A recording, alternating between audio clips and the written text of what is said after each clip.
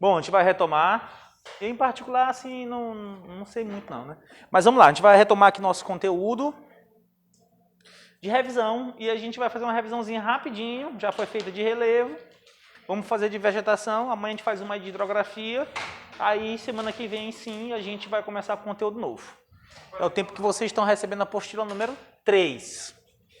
Então, meus amigos, aqui sobre vegetação, tu tens que ter uma noção bem simples, que é isso aqui, ó. Tu tendo uma perspectiva de globo, tu tem a linha do Equador. Tem a linha do Equador. Tu tem o Trópico de Câncer aqui em cima. O Trópico de Capricórnio. Pode, filho.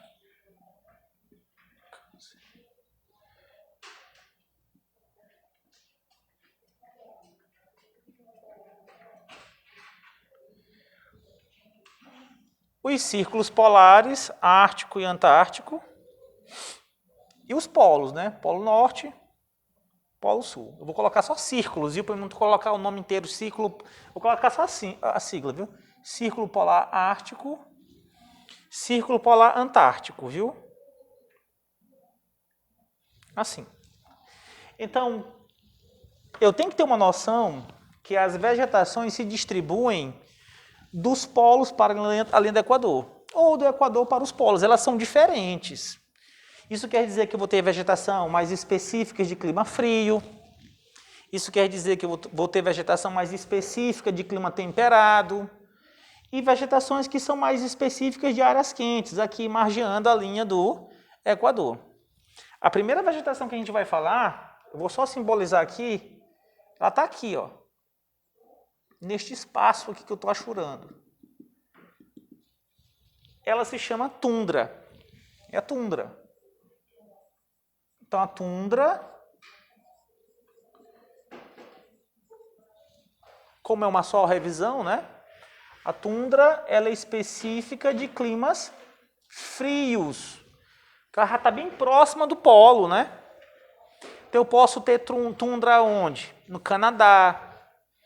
Eu posso ter um tundra lá na Escandinávia, na Noruega, na Rússia. Eu posso ter nesses lugares. Existe, é uma península, Península da Escandinávia. Então a tundra, ela é típica de clima frio, ou seja, ela é adaptada a baixas temperaturas e ela é considerada uma vegetação de ciclo curto. Quando eu digo que o ciclo é curto, quer dizer que ela aparece durante mais ou menos 3 meses. 3 meses. Ah, mas por que a tundra que fica lá, tundra canadense, a tundra lá da Rússia, ela não vai ficar presente o ano todo, porque ela só se faz presente no curto verão. No verão. Porque o restante do ano, ou seja, os outros 9 meses, basicamente o gelo vai congelar o solo. E ela vai ficar submersa, escondida. Então tu não olha ela. Então ela é uma vegetação, como eu coloquei aqui, de ciclo curto. Durante 9 meses ela está abaixo da neve. Não estou vendo. Mas ela está lá. E no curto...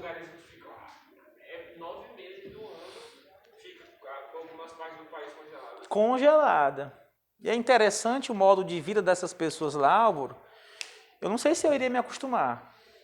Porque o verão deles é temperatura de 6, 10 graus. O que para nós, né, no caso, já seria considerado frio demais, uma sensação térmica muito puxada, né? Para nós brasileiros que vivemos numa região mais tropical. Então a tundra, ela é formada por uma vegetação rasteira, bem rasteira, né, isso, formada por musgos. Musgos. Então nesses lugares aqui, onde eu tenho, por exemplo, a tundra, colocando aqui, ó, norte do Canadá. São os lugares que eu tenho a tundra. Norte do Canadá, norte da Rússia. Os lugares que eu tenho a tundra, basicamente são lugares que você não tem aproveitamento econômico. Você não tem como realizar a prática da agricultura, você não tem como realizar a pecuária. O que você tem aqui para sobreviver é algum tipo de extrativismo. Por exemplo, extrativismo animal. Os caras vão matar baleia. Os caras vão... Tem caça de baleia, sim. Caça de foca. Os caras vão extrativismo animal, vão matar alguma coisa. Tá bom? A gordura, você tira o óleo, a carne, a comestível, etc. Então, é uma vegetação muito específica dessas regiões mais frias. E aí eu tenho aqui numa sequência, já que a tundra já está bem mais próxima dos polos, eu tenho aqui, ó, margeando os círculos polares, eu tenho uma outra formação vegetal, muito conhecida, que no caso são as coníferas. Então, um segundo grupo seriam as coníferas. Então, onde que eu encontro as coníferas? Aqui, ó. Elas estão margeando, vou colocar dessa forma, margeando os círculos polares. Círculos polares. Ou seja, você encontra no Canadá, na Europa, na própria Rússia novamente. Própria Rússia. Interessante é que as coníferas podem ser chamadas também de outros dois nomes. Você pode se deparar com a nomenclatura floresta boreal ou com a nomenclatura que é muito comum, que é a floresta de taiga. Bom, por exemplo, o termo taiga siberiana, né, é um termo muito conhecido. Para as pessoas que moram na Rússia, a taiga siberiana, ela é simplesmente a maior formação florestal do mundo. Nada se compara com a taiga em termos de extensão. Inclusive a Amazônia é menor do que a taiga siberiana. A taiga é enorme. Tá bom? Então, o que pode cair sobre coníferas? As espécies, né? A espécie principal são os pinos, são os pinheiros. É o pinheiro. E o que pode cair na prova, em qualquer prova, é justamente o aproveitamento econômico.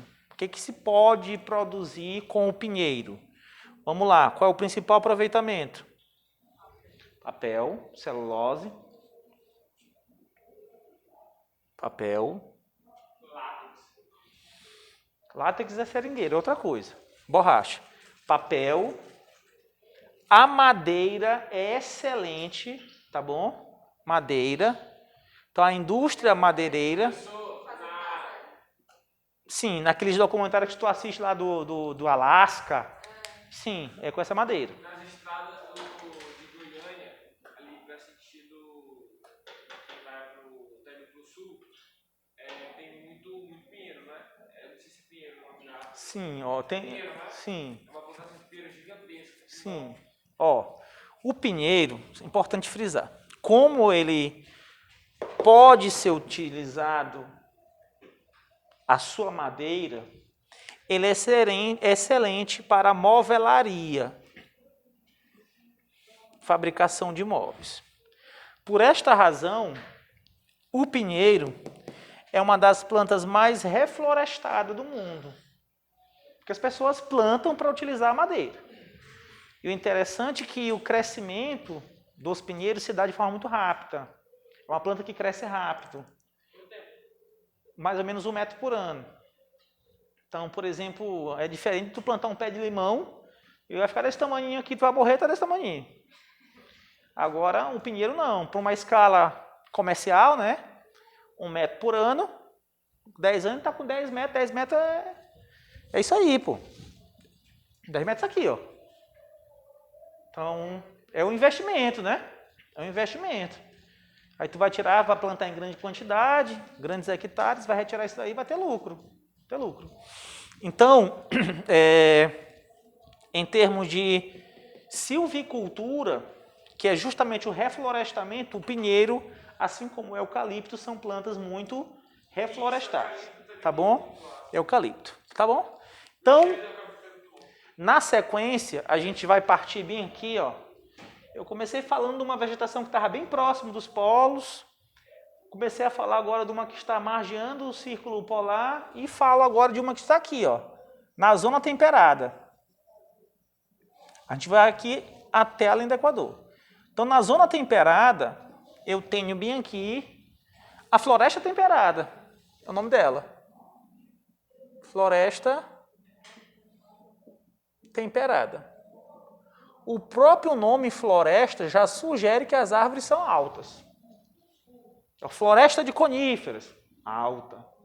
Floresta temperada, alta. Floresta amazônica, isso eu trabalhei com vocês, alta. Aí tu vem savana, cerrado, médio. Médio com estratos herbáceos rasteiros. Então, meus amigos, a floresta temperada, que ela tem de interessante é que ela localiza-se na Europa e nos Estados Unidos. Mas na savana também tem muitas árvores grandes, não tem? Pode, mas aí... Isso. Só que aí tem que se trabalhar sempre com a ideia do que predomina. Não dá pra... não dá pra tu... E geralmente quem utiliza dessas árvores grandes são as girafas, né? Girafa, tem elefante também, que se alimenta, por exemplo, de árvores maiores, eles pegam a tromba, né, puxam. Eu vi que ele fica nas duas patas, ele sobe assim. Sim, então é muito difícil você trabalhar com algo universal em vegetação. A própria Amazônia, se fala muito de Amazônia, mas a Amazônia tem estratos, eu mostrei para vocês em desenho, em imagens, na verdade. Ela tem um dossel, ela tem as áreas mais altas de 60 metros, ela tem um dossel de 40 metros, mas ela tem árvore de 20 metros. Então é muito difícil, mas tu vai generalizar e dizer o quê? Ó, a Amazônia é uma formação florestal, árvores altas.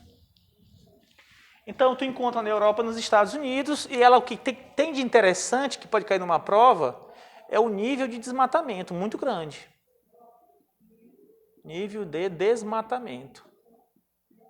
E aí, meus colegas, toda vez que vocês encontrarem uma vegetação que ela pode ser, que ela está distribuída por vários pontos da Terra e que ela está com esse nível de desmatamento muito elevado, ela vai ser considerada um hotspot.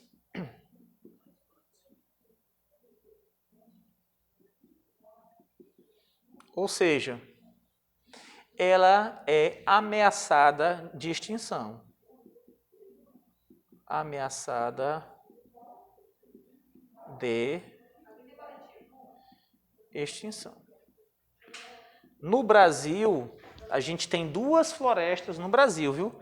Floresta não, duas vegetações no Brasil que são ameaçadas, ou seja, são hotspots. No Brasil, tu encontra o cerrado, ele é considerado uma formação muito ameaçada, e a outra é a Mata Atlântica.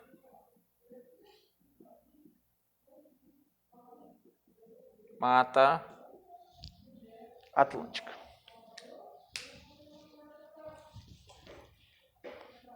Essa parte daqui eu vou ter que apagar, viu? Essa central, viu? Não, aquela eu não posso. Porque eu vou trabalhar outras coisinhas aqui.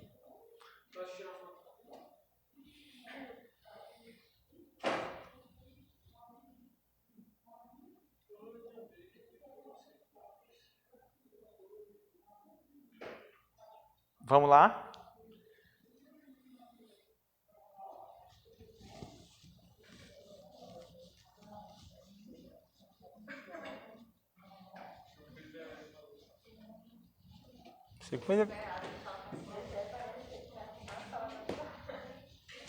Porque a voz dele não fica com algum problema. Lembra de elas falam? Tu é Falava o Oswaldo também? Oswaldo também falava muito alto?